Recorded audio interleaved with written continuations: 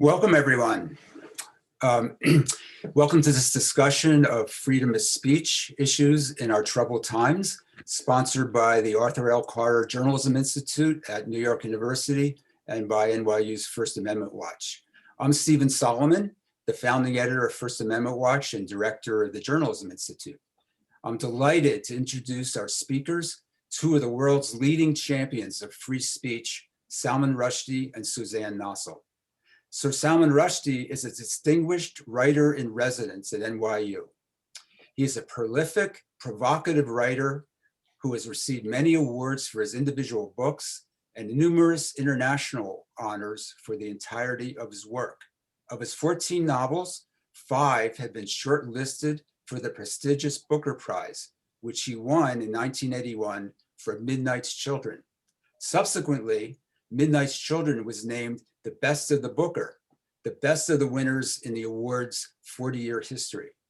Salman's books have been translated into over 40 languages. He is a fellow of the British Royal Society of Literature and was granted a knighthood in 2007. Suzanne Nossell is the CEO of PEN America, one of the most effective organizations protecting freedom of expression today. She's the author of the new book, Dare to Speak, Defending Free Speech for All. Suzanne has served as a COO of Human Rights Watch and as the executive director of Amnesty International USA. Her career also includes senior positions in government and corporations. Most recently, under Suzanne's leadership, PEN America sued the Trump administration to protect journalists from retaliation by a sitting president. We're pleased to have both of them as our guests this evening. I'm going to turn the program over to them for about the first 40 minutes. If you have a question, please put it in the Q&A using the link at the bottom of your screen. I'll track the questions and post some of them towards the end of the hour. Okay, Salman, take it away. Thanks, Steve. And welcome, Suzanne. It's great that you could join us. And we're going to, I think, frame this discussion around your book, around Dare to Speak, Defending Free Speech for All, which has been out for, a few months now? Yes, since last summer. Yeah, and as Steve mentioned, I wanted to start by just saying, I've been involved with PEN America for really a long time, and I'm a big admirer of the work that you do, and I know it's been a very tough year to do that work in the year of the pandemic. But so I thought maybe we'd start with this success of yours, that recently PEN announced a victory in a case, a legal case against the Trump administration, which has serious implications for journalists everywhere. And I wondered if you would just say a little bit about what the case was and what the victory means. Yeah, sure. Well, thank you so much for having me, Steve, and Salman, for doing this together. It's a great pleasure and honor to be with you. So we sued the Trump White House back in 2018 for its threats and acts of retaliation against journalists and the news media. We all witnessed the president, the former president, attacking journalists verbally, calling the press fake news, needling individual reporters, sometimes imitating and actually ridiculing those journalists who were covering him, calling on his supporters to, almost on the verge of ruffling up journalists at his rallies. And, the fact was a lot of that speech, the great bulk of it, was protected by the First Amendment. Even the President of the United States has the right to use his own speech to make fun of journalists, to denigrate the role of the media.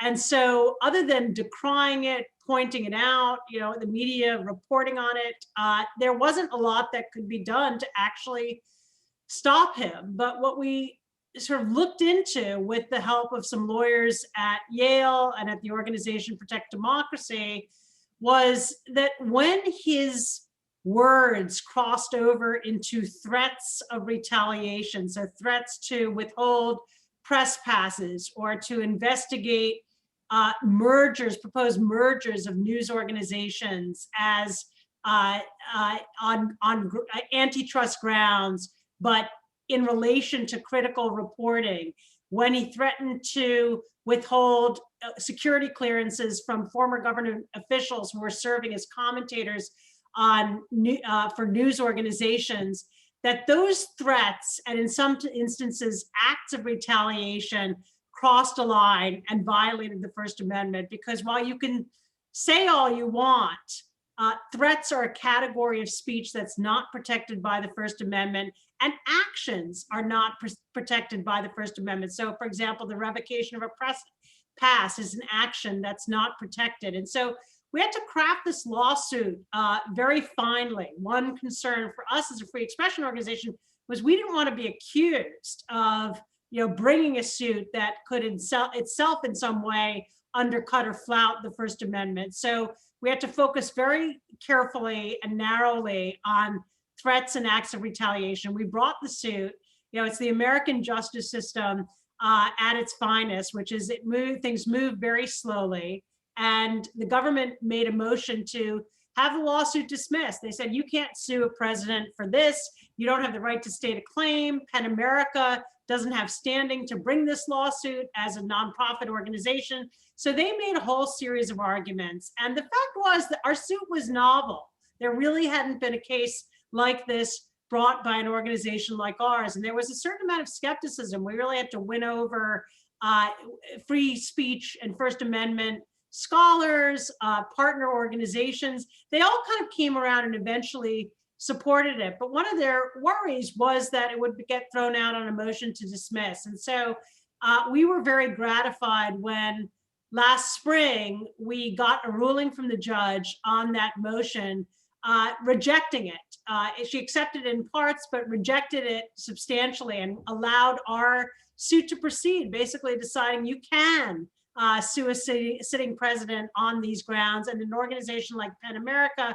we had members, including Jim Acosta of CNN, who were named in the lawsuit, that gave us basis and standing to proceed. And so what happened was that decision was actually up on appeal by the government. And then, of course, President Trump was voted out of office.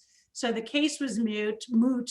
But what we got from the government in return for agreeing to drop it as moot was their agreement to drop their appeal to the judge's ruling rejecting the motion to dismiss. So that judge's ruling rejecting the motion to dismiss, in which she found that we stated a valid claim, that a court could issue a remedy in a case like this, that PEN America had standing to bring a case like that.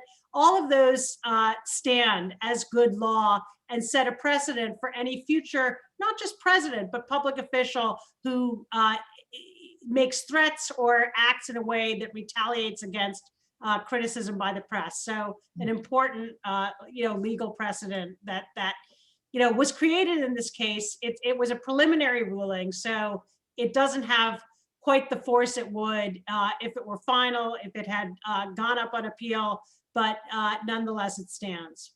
Well, that's great. Congratulations. That's not easy to win a case against, or to get a favorable judgment against a sitting president, especially that one. Let me just start by asking you something about where you think we stand. Where do you think the free speech subject stands right now? I mean, you have a sense of attacks on free speech in a way increasing around the world, not just in this country. That the assault is probably greater now than when I was president of PEN. It seemed bad enough. That was a while ago now, but it seems almost as if things have got worse, both outside this country and inside this country. Would you say that's right? I think it is. We now just started last year tracking the number of writers in prison all around the world. So we'll issue our second annual Freedom to Write Index in April, but we definitely see some new countries popping up on the list in a major way. Belarus is going to be one of them, alongside kind of the serial perennial offenders, China, Russia, Turkey, Iran. And we now see it's not, that's sort of the heart and soul of Penn's work historically has always been on behalf of the individual imperiled writer. But we face so many systemic threats now, whether it's governments using mass surveillance or control of the internet to suppress and control information. In China, there was a thought sort of 15 or 20 years ago that the advent of the internet was going to be this unstoppable force that would bring about freedom of expression, and that no government could stand in the way. And that's proven to be untrue. I mean, they have a remarkably comprehensive and effective system of almost complete control of the internet, and it's evolving, but not in positive ways. I just actually read something over the weekend about a survey of Chinese citizens in relation to information online about COVID, saying they have kind of internalized the idea of sort of a positive narrative that should flourish on social media. And when they see negative stories, the public reacts unfavorably to that, and those stories don't get traction. And so it's this kind of internalization of the Chinese way. Of course, we see in Hong Kong, this incredibly sort of poignant revocation of democracy over the last year, which has been devastating. That was always an island of freedom, sort of in China, right in China's orbit and purview, and that is no longer. We see the internment of the Uyghur in Xinjiang, in this incredibly brutal effort at cultural repression. So the tools of and the technologies are becoming more systematic and allow for a much more comprehensive form of control. China, I would say, is the most egregious example, but there are many other countries that are now finding those systems very appealing as mechanisms of population control. So they're adopting, as they adopt 5G, they're allowing a kind of Chinese government backdoor into internets all over the world. We also see shutdowns of the internet, and countries have the ability to do that with the wave of a finger, and are willing to do it when they see dissidents or political threats mounting and swelling up online, and they've witnessed what can happen around the world, and they take a preemptive approach. Yeah. So we at Penn definitely have felt like we have our work cut out for us, and of course in this country over the last 4 years with the Trump administration. But going far beyond that, whether it's the role of social media as our new media companies, as our new arbiters of truth, the crisis facing local news across the country. So it feels like it's under pressure, I would say, from all sides, and we haven't even talked about sort of ideology. No, well, let's talk about some of that, because it used to be kind of conventional wisdom that the pressure for censorship came from the right. And came from, let's say, the more conservative voices tended to be older. There's a lot of argument now about how there's a new pressure for censorship coming from the left progressive side of the fence and from younger people. Do you think that's fair to say, or is that a misrepresentation? I do think it's fair to say, but I think it's really important to talk about why we see that. And we at Penn America, about 5 or 6 years ago, first started to get concerned about what was happening on college campuses, and sort of what you're saying, this seeming uptick in a kind of censoriousness, whether it was calling for the deplatforming of speakers or for professors to be punished for offenses in the classroom, or events to be canceled because some students considered them objectionable. And when we looked into it, what we found was most of the time, these struggles really relate squarely to what I think we're undergoing as a country, which is transitioning to become a more diverse, equal, and inclusive America, with all the fits and starts and hesitations and tensions and pain that goes along with that, working to eradicate the legacy of systemic racism.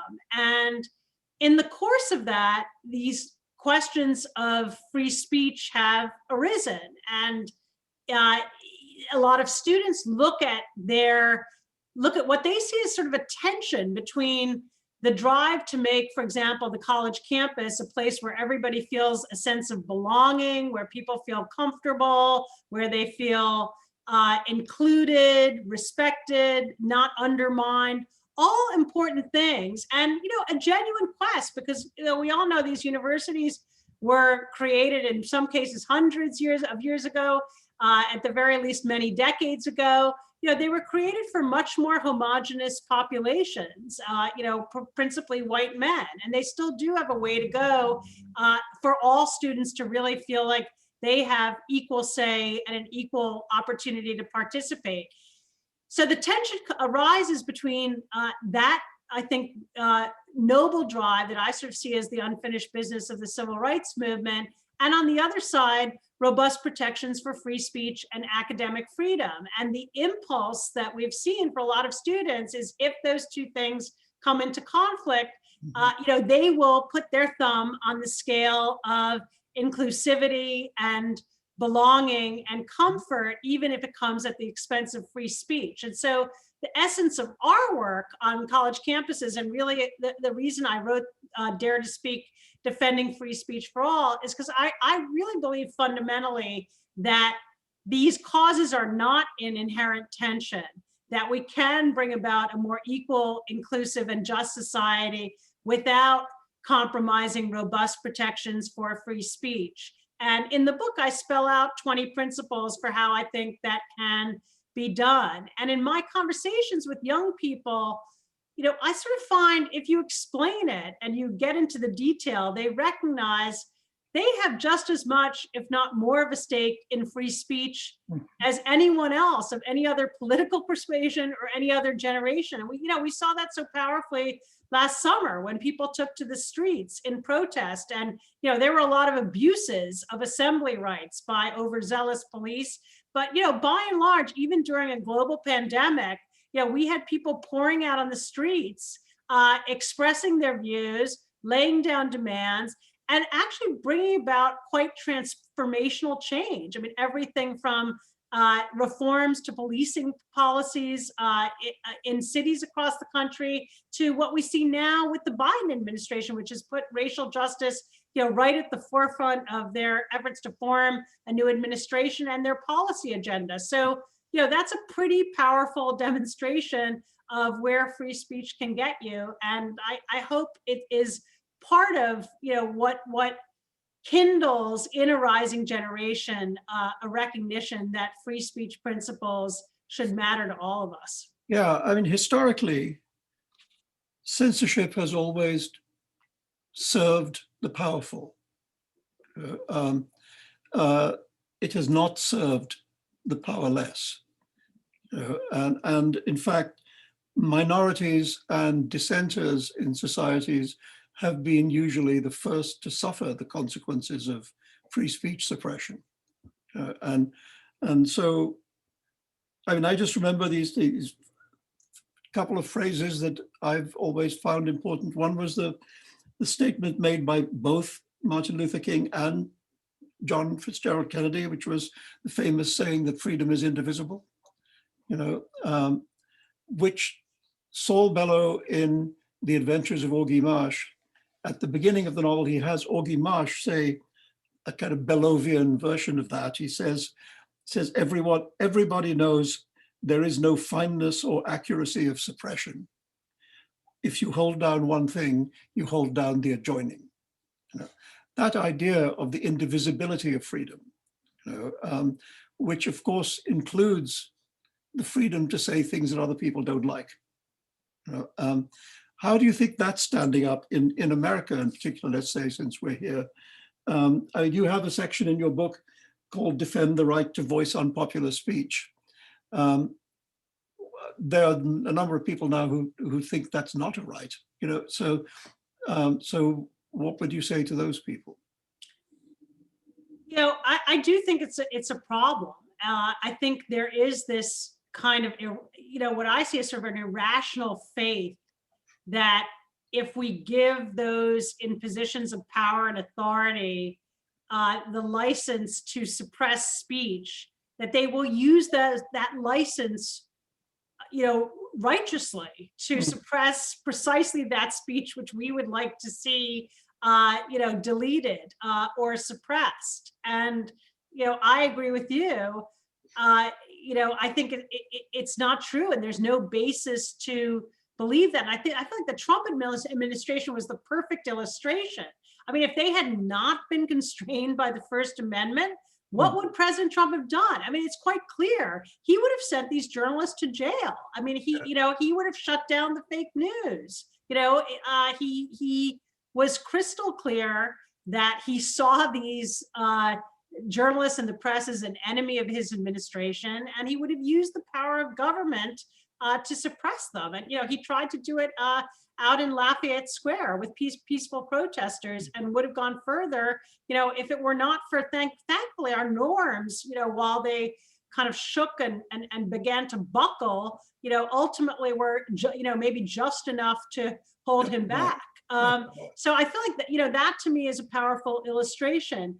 I think the challenge is sort of in the moment with these offenses, which are, let's face it, they're not just offenses in isolation. They compound. And I talk about this in the book about the harms of speech, that it's very easy to sort of say, well, a slur or some demeaning comment is offhand and it's throwaway and it's fleeting, and how can it really hurt so much? And the fact is, I think that's the wrong attitude. I think free speech defenders historically have been prone to sort of understate the harms of speech for fear that doing otherwise would open the door to censorship. And I understand that concern. I think it's a valid concern, but I think the more forthright way to defend free speech is to acknowledge that these offenses don't happen in isolation. They come on top of these really kind of compounding patterns that people have dealt with and whole communities have dealt with, throughout their lives, throughout history. I cite research in the book about individuals who have been subject to slurs and stereotyping and discrimination, how that can affect them, not just academically and psychologically, but even physiologically. So I think it's sort of more honest to acknowledge those harms and to commit yourself. I urge free speech defenders to commit themselves to fighting against hateful speech and hate crimes. And we do that at Penn. For example, we have a whole program focused on online harassment because we see it as a threat to free speech. Yeah. If women and people of color are chased off social media, that means journalists cannot get scoops or sources or promote their work. And so it's an impairment to free speech. And, with their whole range of tools that we put together to fight back against that. And I see that as part of the robust defense and kind of an enlightened defense of free speech. So I think, yes, we need to be able to stand up and be willing to stand up for those who engage in controversial speech, but that if we take seriously the harms, and if we're also active in fighting against sort of the worst forms of bigotry and particularly hate crimes, that defense of offensive speech becomes much more credible. At Penn, we will stand. We issued a statement in the case of Don McNeil at the New York Times, which got a lot of play and was very, it was very unpopular in some circles. And our point was really about the initial statement that the Times made, essentially with the clear implication that he was leaving the paper because of the utterance of a single word, and and the accompanying statement that neither intent nor context mattered. And to me, that was clear. I have a whole chapter of the book about intent and context. And so I found that very troubling and, spoke out against it. But my hope is that a message like that can be heard because it does come in the context of an organization that does take these harms seriously and doesn't dismiss them. Let me ask, different Western societies draw the line in different places about free speech.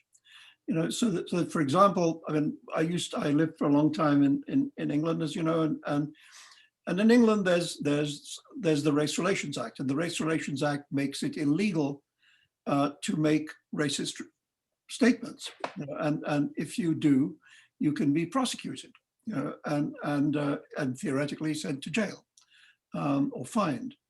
And when I lived in London, I thought the Race Relations Act was not problematic, although that's fine. You know, if you could prevent people being racist, then that's all right by me. You know, and moving to live here in America for the last 20 odd years now, and thinking a lot about the First Amendment, I've begun to think that the First Amendment view, which makes the line, places the line much further, you know, allows much more, you know. I've come to admire that more because it seems to me I'd rather know where the racists are, you know, rather than have them going under the carpet, and without giving them the glamour of taboo, you know, by being banned. So I'm wondering what you think about that, because, you know, England, France, United States all draw the line about free speech in slightly different places, you know, and I'm wondering where you stand on the First Amendment versus some of these other ideas. Yeah, look, I think that other democracies do have workable systems that protect a good deal of free speech, and you know, and are functional, and so and adhere to international law, which has a kind of lower, less protective standard for speech than does the First Amendment. The First Amendment is really the most protective in the world. So I don't think ours is the only system. You know, the question that comes up is like, well, should we pare back the First Amendment to, you know, move to something closer to the British standard, or should, you know, should we ban something like Holocaust denial, you know, as they do in Germany and much of Europe? And, you know, I think there are a couple of reasons why I prefer the First Amendment standard. One is just, you know, the law, essentially, if you're giving the government the power to police racist statements, I think you walk into the trap that we talked about a few minutes ago, which is, how is that power going to be used? And, you know, can we trust our public officials to use it in a way that we would agree with? We know there are these ferocious debates over, you know, is Zionism racism? You know, is, you know, pro-Palestinian or anti-Israel sentiment, you know, a form of bigotry and anti-Semitism. And, you know, I think to get the government into trying to draw those lines really puts, you know, say a difficult, contentious topic like the Israel-Palestine conflict, you know, into a kind of gray zone when it comes to free speech. And we see, you know, we have dealt with many battles on campus over that topic and what the limit should be. And they're kind of censorious calls, honestly, on both sides, of people using the argument that, you know, it's bigotry and hatred that is being spewed rather than a reasoned discussion. I think in some instances that's true, but there's also a propensity to, you know, call, you know, legitimate policy debate, you know, something that crosses that line. So I think we should be hesitant. I think there's also the question of, you know, the double standards, an issue that I talk about in the book that I worked on when I was at the State Department, is this campaign by Muslim majority countries to secure a global ban on what they call the defamation of religion. And it originated with the Danish cartoons of the Muslim prophet Muhammad, those offensive cartoons that people considered offensive with Muhammad. So, you know, you're not supposed to, in Islam, create an image or publish an image of Muhammad. And there was great offense created, and there were protests that led to killings around the world, and then an effort to ban the defamation of religion. And, you know, as the United States, along with the Europeans, we argued that that would violate freedom of expression, that, you know, yes, someone does have the right to publish these cartoons if they so choose. And, you know, that sort of seeing them as hate speech is very subjective. One of the arguments that the Islamic majority countries came back with was, well, you ban Holocaust denial, you know, and so you're protecting Jews against speech that's offensive to them, And, kind of what about us? And it was at a time when Islamophobia was on the rise, sort of in the post 9/11 years, and there were legitimate reasons for fear. And it was always a real strength as the US delegation to be able to say, well, we don't ban Holocaust denial. That's allowed in this country too. And actually, I feel like that actually was quite a pivotal argument and bit of legitimacy that we had that helped pave the way ultimately to a consensus solution that focused on practical measures to attack religious intolerance rather than on bans on speech. Yeah, I mean, I can understand why countries like Germany and Austria have laws about Holocaust denial because, well, the countries where the Holocaust began and took place, you can see that there's a reluctance to allow people to deny it. I mean, I myself think it's a mistake. I think it glamorizes the deniers, as happened in the case of what's his name, David Irving. Yeah.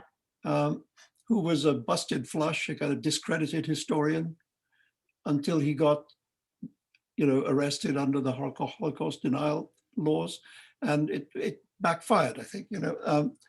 So what do we do about a thing that we've seen developing in America, but not only in America, in the last 4 or 5 years, which is the rise of a kind of, I would consider it hate speech, but let's just say a kind of far right speech, which is based on the repetition of untruth, the repetition of untruth so much so that it acquires a kind of validity by repetition, the rise of groups which are based on that kind of untruth, the kind of paranoid conspiracy theory gang. And what is that doing to the nature of free speech if it's being misused in that way? And is that a place where we need to rethink the drawing of the line? Yeah. Look, I think the Trump presidency did enormous damage to the cause of free speech by uncorking hate speech and eroding taboos that sort of had kept hateful speech to sort of a low murmur. And then all of a sudden it was enabled and kind of legitimized by the White House, and people sort of saw it running amok through society, and the impulse to police it intensified. Understandably, people saw, real harm in these noxious sentiments, and we're still living with, the residue of that, even though he is out of office. And I think that, the most dangerous thing was the combination of these conspiracy theories, that were spread through social media and right-wing media, and Trump being in the White House, where he had the bully pulpit and, such a powerful hold on his supporters. I think it was incredibly dangerous, and, that we came to the brink of, potentially losing our democracy. I mean, who knows what would have happened if we hadn't had the pandemic to, unravel any case he had for re-election. I think it's what he would have done in a second term, is frightening to contemplate. Now with him out of office, I think we face some real dilemmas, because there's a powerful impulse to want to just clamp down on this speech and push the social media companies to do so. And they've become much more aggressive and discerning. And, some of it's good. I mean, they've done a lot over the last year, for example, in relation to COVID-related disinformation, conspiracy theories, and hoaxes, with the premise that it can contribute directly to public health and safety. And so, if you even write something online to the effect of, children can't transmit COVID, that's considered disinformation. And if it's reported, it will be taken down from Facebook or Twitter. When it comes to political disinformation, I think we have to be more careful. That's the area of speech that in First Amendment jurisprudence, political speech is the most sensitive and the most heavily safeguarded. And it's because of, these difficult questions of who does the judging and the line drawing. And, what would the Trump administration get rid of if they were going to banish hoaxes? It would be, exactly the opposite of what you or I might say. And so, I think we have a lot to learn about how far we want the social media platforms to go. I understand the impulse to ask them to become much more aggressive in policing noxious and harmful speech. I also think, though, that as they do that, what we need is far more robust and accessible mechanisms to appeal. If you believe that what you've posted is not a hoax and not a conspiracy theory and not harmful, I think you need ready recourse to get your speech rights restored. Because let's face it, these platforms control such vast swaths of our public discourse, even though they are private. And we see this with Trump. I think someone asked about it in the chat. Trump being off Twitter, has been absolutely transformative to our politics. The whole tone has changed dramatically. And look, we can all, many of us, I think, enjoy that. And sort of, it's like a car alarm that finally was shut off. But, it also is an illustration of the incredible power that these platforms hold and the lack of check that we have over them, I think needs to be considered as a potential threat to free expression. And, so I talk in the book about both the importance of holding them accountable and of the need to be leery of giving them unfettered discretion to police our discourse. What do you mean by holding them accountable exactly? How would that happen? Well, I think by forcing transparency, first off. I mean, we all know that when it comes to harassment and disinformation, the problem is that, less the content that is posted than the ways in which it is promulgated algorithmically. It's, this is not the equivalent of putting something up on a bulletin board at NYU. It's actually the equivalent of pouring jet fuel, on a fire if the content has certain properties and propensities to go viral and to drive eyeballs and engagement and ad revenue. And I think we need to know a lot more about how that works, what content is being prioritized and on what grounds, to how it's vetted, both the human and the automated systems of moderation we know are subject to flaws and mistakes that are kept under wraps and that we don't get to see. I mean, there are all kinds of errors of, whether it's human rights defenders seeing their accounts closed down. In some instances, journalists, there's a member of PEN, Salil Shetty, his account was shut down. So there's sort of all these instances and very poor recourse. And that's what I think we should be holding the platforms accountable for. Okay. So here's a question which arises directly out of the events of January the 6th in Washington. When you say, as you say in one of your chapters, don't equate speech with violence, what do we do about speech that seems to directly engender violence? Is that covered by the not shouting fire in a crowded theater limitation? Or is that not a sufficient safeguard? As we saw not just Trump, but other speakers at the rally on January the 6th, inciting violence, which then happened. So where does that fall under this idea that speech that should not be equated with violence? Well, calling speech or defining speech as incitement to imminent violence is not the same as calling speech violence. The United States, under the First Amendment, incitement to imminent violence is an exception, and so it's not protected. So, if I am in a room, with the 99 people who are on this webinar, and I say, we're all going to go now and attack the police station across the street.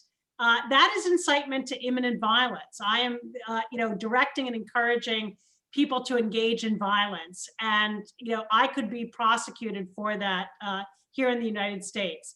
We have the narrowest definition of incitement of any country around the world. Other countries recognize things like incitement to discrimination and incitement to hatred, which I think are much more nebulous concepts and bring up the sorts of problems that we've talked about in terms of line drawing and who decides whether an insulting comment about a woman is incitement to discrimination or hatred. When it comes to calling speech the equivalent of violence, what that is sort of you saying that I have said something that is so noxious and harmful that it is the equivalent to violence. And the reason I think that analogy is so problematic is that if my speech is violent, at least implicitly, you would be justified in responding to it with violence. And so, if I insult you, you can punch me in the nose, and it's one act of violence meeting another. And I think that's very dangerous. And it to me erodes the monopoly on violence that we put into our public safety authorities, and it sort of is an invitation to take matters into your own hands. I believe the reason people equate speech with violence, though, is an understandable one. And I think it goes back to Toni Morrison's Nobel Prize acceptance speech, in which she says, words are violence. And I think what she's getting at is this historic reluctance to acknowledge the hurt and the harm that words can inflict. And so I think she's using a sort of hyperbole to say words are violence, but what she's really saying is, words can inflict serious and lasting harm. And, if that's the proposition, I agree with it. I just think it's dangerous to draw a direct analogy to violence. Okay, let me ask you one more thing before we look at some of these questions that folks have been posting. You have I think, a very interesting chapter encouraging what you call protesting without silencing, which is in a way what you said earlier about how these issues of free expression and the preservation of certain kinds of other sorts of rights, are not in conflict with each other, but can be reconciled with each other. So how does protesting without silencing fit in? I mean, how does that become a part of that argument? Yeah, I mean, it's really the idea that free speech rights can sometimes, the free speech rights of one person can sometimes conflict directly with the free speech rights of another. So if you have a speaker coming to campus and people vehemently disagree with his or her message, they can shout that person down, and they're exercising their speech rights. They're chanting and shouting, and perhaps they have banners and posters. But what has happened in that instance is that the speaker's free speech rights have been infringed upon, as have the rights of the listeners to have that speech imparted to them. They came, to hear this person out. And so there have been incidents. There was, a famous one at Middlebury with Charles Murray, but also one at USC with the Israeli ambassador at the time, Michael Oren, of speakers that are completely shouted down to the point where they cannot get their message out. And so to me, that undercuts the validity of the protests, because in the exercise of free speech rights, you are undermining and negating the free speech rights of another. And so what I encourage and give examples of in the book are ways to demonstrate powerfully and potently, but without crossing over into censoriousness. So, whether that's staging a walkout or unfurling banners, or all kinds of other creative ways where a big part of the protest very often is aimed to get media attention and to draw press interest in a counter message, and that can be done effectively without that silencing effect. If you silence, you're really claiming for yourself that it's called the heckler's veto, but it's the right to decide who gets to speak. And so it goes back to what we said, and what you said near the top, which is, this time around, we may agree with the protesters and think that speaker had no business, coming to campus. But what about next time around when when the tables are turned and it's a message on the other side of the political spectrum that is being silenced. Once that precedent is set, it can be used to muzzle all kinds of speech. Yeah, I mean, just one sentence from me before Steve starts throwing questions at us, which is that what you said about the free speech rights of the audience, I think is very important. And it's a very important part of John Stuart Mill's essay on liberty, is the right to hear ideas, even in order to disagree with them and dismiss them, is as important as the right to express ideas. Yeah, and it's also, it's enshrined in international law too. The right to receive and impart information. Yeah. Okay. Very good. So we'll go to a couple questions. Let's talk about the fallout from Twitter suspending Donald Trump's account in January. This was followed by the government of India compelling Twitter to suspend hundreds of accounts there. And the question is, do you think banning Trump from social media platforms actually set a wrong precedent for evil governments to use elsewhere? Well, I don't know. You want to go first or shall I? You go ahead, because it's directed at you, but I'll chime in. Okay, well, I have no problem with the suspension of Trump's Twitter account, and I'll explain why.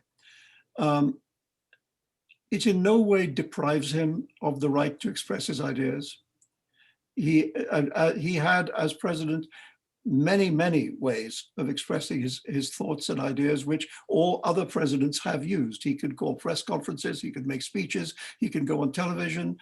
He was in no way silenced. One thing was removed, and it was removed because of the danger of it inciting violence for a very specific reason. Now, the fact that the Modi government uses that as what they call a precedent to ban artists and journalists is a misuse. It's not a precedent. It's not a precedent for that kind of banning, which actually does deprive people of a voice and an ability to express themselves. They are not the president of the United States.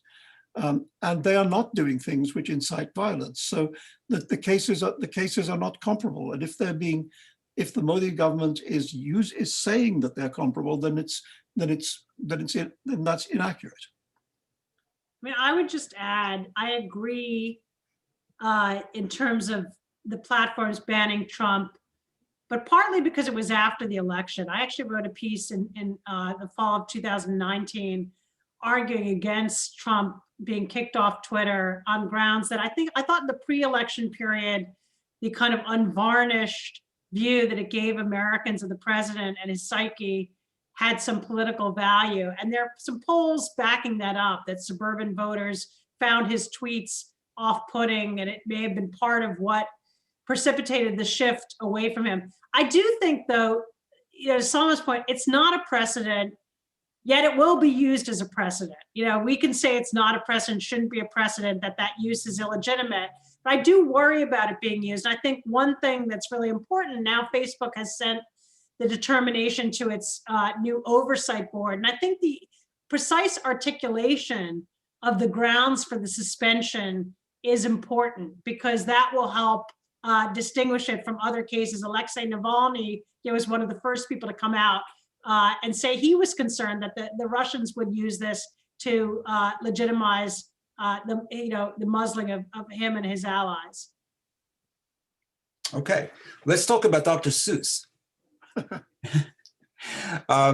So this is a controversy, that erupted, I guess, just in the last week or so, where his publisher, I guess the foundation actually, decided not to distribute half a dozen of the books because of some racist depictions. So this, of course, is not a First Amendment issue per se, because it's not the government banning speech, but it is kind of has to do with the culture of free speech, sort of a broader concept. What do you make of all that? Go ahead. Publishers make these decisions every day. What to keep in print, what not to keep in print. this is a publishing decision. In my mind, this is not a kind of great matter of principle. And I would be, as I understand it, a number of other institutions, such as, for example, the New York Public Library, have said that they will not withdraw the books from the shelves, so they will be available. And so, A, these books can be found in print, so they're not suppressed. And B, it's entirely possible that another publisher will come forward who would wish to publish them. And that's just the business of publishing. This is not a bookman, This is a publishing company deciding what books it wants to publish, which they have every right to do. Well, I'm not an expert on the case, but I think it was the foundation that's responsible for his estate that decided that they would withhold these books. And, I've struggled with this one because I can see both sides, but I sort of would prefer, I think, a principle where you try to do everything possible to preserve as much speech as possible. I can see why. I know particularly one of the books, Mulberry Street, where I can remember that image because of an offensive depiction of a Chinese person. I learned that actually that depiction was changed in the 1980s. It was sort of moderate. Honestly, it had been like yellow skin, and they changed it to white, and it changed it from a boy to a man, and made it a bit less of a caricature. So there's precedent for modification. And I sort of wonder, couldn't they have modified further, maybe to take that figure out entirely or depict it completely differently, and then put a note about why the change was made and what the change was, but keep the book in circulation? Because Salman's point, maybe you may be right, but it also may disappear. I think if the foundation has withdrawn it and it's not being reprinted, it's going to be a lot harder to find. And, it raises big questions about, there's just so much. Every book that's, more than a few decades old, probably contains something that doesn't comport with contemporary mores. And, how do we deal with that? I think there's a big article about Lolita.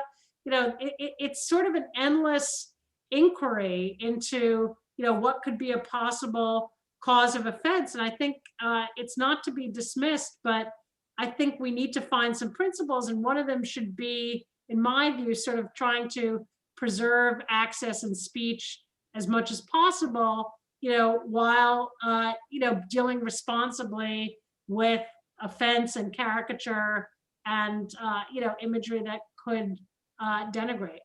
Yeah, look, this is not the first time. I was thinking when I read about I'm a huge Dr. Seuss fan, and so are my children, and so I speak from that position. I yield to nobody in my admiration for Green Eggs and Ham, and several of the other books. But what it made me think of was, you remember when the Walt Disney Company withdrew the movie Song of the South, in which the song Zippity Doodah and other things feature because of its representation of Black people, and that has never changed. It still is not available, that film, and I used to worry a lot about that, and then I kind of stopped worrying about that, and I thought that was probably okay. And I don't know. I'm very strongly, and I've been on the receiving end of people attempting to prevent my work from being available. So I'm not the person to speak on behalf of suppression. I think you're right. There may be something that can be done to those Dr. Seuss books to make them more palatable, and maybe that'll happen. I don't think this is I don't think we've come to the end of this story. But at I do defend the right of a publisher to decide what books they want to publish. You can't force people to publish books. Okay, so here's a question from one of our colleagues at NYU, who has a question about what goes on in the classroom. And I'll read part of it. I think there is a tension between comfort and free speech. Many students think that anything, a book, an idea, vocal speech, that makes them uncomfortable should be prohibited. A kind of cult of comfort as the highest good has developed. How do each of you suggest dealing with this? Well, I've said many times that I think one of the one of the reasons to be at university is to be knocked out of your comfort zone. One of the things that should happen to you as a university student is that you should have your ideas challenged. You should have things that you have taken for granted questioned. You should come across ideas that you find problematic, or that you've been brought up to believe are problematic. And if you're not challenged in that way during the course of a university education, then the university is not doing its job. That's my view. So I'm not a great admirer of the idea of university as a safe space or a comfort zone. It should be a safe space for people, for sure. It should not be a safe space for ideas. It should not be a space in which certain kinds of ideas are deemed to be unsafe and therefore excluded. And so I would distinguish that between how do you create a safe space for the student and the faculty, rather than in some way to ring fence certain kinds of ideas. Make a distinction between those two things. Yeah, I basically agree with that. It should be physically safe, but not intellectually safe. The only thing I would add is I think someone on one of our campus workshops put it, that people have to be comfortable enough to be uncomfortable. And I think there's some environments that are so sort of hostile to people from particular backgrounds or who don't fit a certain mold, that it's really difficult to ask them to confront uncomfortable ideas, because it just kind of compounds this larger sense of exclusion and marginalization. And so I think that, the university needs to tend to that. I think most of them do. I mean, most of them, have extensive programs trying to address all of that, and they've made big strides, and it's a major focus. But I think it's necessary. I think that work is necessary to be able to sustain university as a place where uncomfortable ideas can be confronted. So here's a question about applying current standards to works from the past. Do you think it's proper to project our own understanding of certain terms to authors of the past, or is that a wrong practice? I mean, this comes up in the case of some great books like Huckleberry Finn, and I think in that specific case, the book is entirely defensible as written. It does have a vocabulary that one would resist using now. It's a very frequent use of the N-word, but it's not used pejoratively. I mean, the worldview of Huckleberry Finn is very anti-slavery, and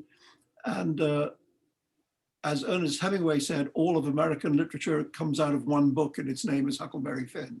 So it is a kind of origin text. It's a text in which many things which are central to American literature, the idea of lighting out for the territory, leaving home in order to discover yourself and make a new life for yourself, themes which are so central to American literature, the journey, etc., come out of Huck Finn. And yeah, there are things about it that one wouldn't write that way now, but I think that's, most readers would see that the value of the book justified the language that is used. Same as, I mean, you mentioned Lolita, I mean, one of the things that any open-minded reading of Lolita will show you is that on almost every page, Nabokov shows us that this man, Humbert Humbert, is a monster, that he's a monster in his own opinion. He describes himself in that way. And so there is no attempt to sugarcoat what he's doing. But the extraordinary quality of that book is that in spite of that, in spite of the clarity with which he's portrayed as monstrous, the book makes us understand him, makes us get inside him and see him. And to my mind, that's a colossal achievement, a remarkable achievement. So no, I mean, I think on the whole, I would say What do we do about, what do we do about Shakespeare? What do we do about the way in which Shylock is written in The Merchant of Venice? What do we do about Caliban in The Tempest? There are things in Shakespeare that are problematic to a modern day reader or audience.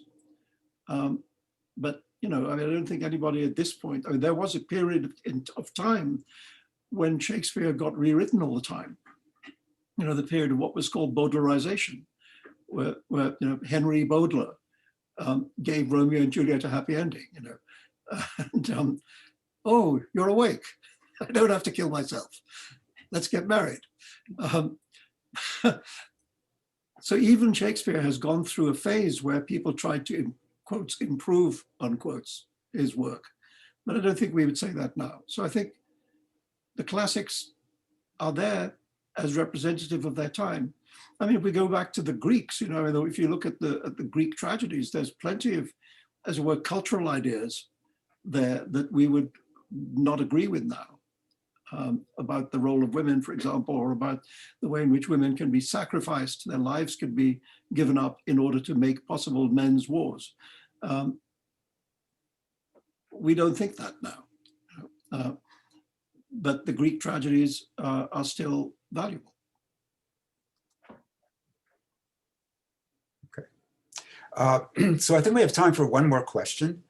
And one of the participants points to a terrible incident that happened in France in October, right? When a teacher was doing a class on free speech and showed the class caricatures of the Prophet Muhammad. And then he was killed, I think on the sidewalk, and beheaded. The participant asked, do you agree that free thinkers can't compromise with the right to blasphemy, which should be defended at all costs? Yeah, I agree with that. I think very recently, in the last day or two, the student who first accused Monsieur Paty of having been abusive towards Islam in class, etc., has admitted that she was lying. So his teaching was, in the first instance, his teaching was misrepresented. And that misrepresentation was used to whip up anger to the point at which he was murdered. But I do think that we cannot go backwards to the world in which blasphemy was a limiting point on thought.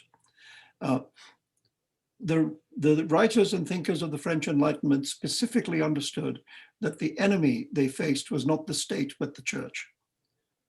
And they set out to break that power. The church, which had the power of anathema and inquisitions and excommunication and all these very powerful weapons that the Catholic Church had to limit thought.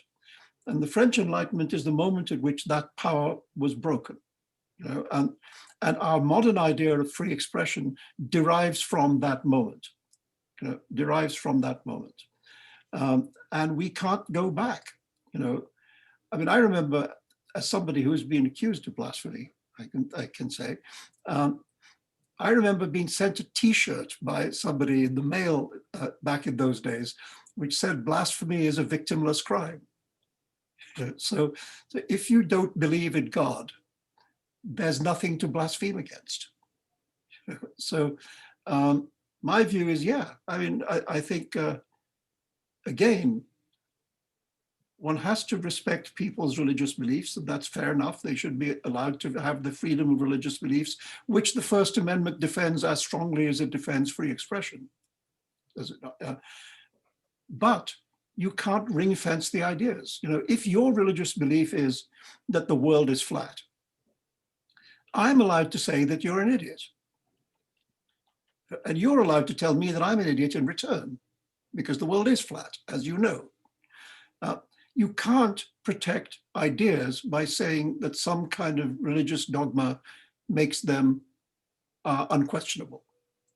So in my view, yes, but blasphemy it cannot be a factor anymore.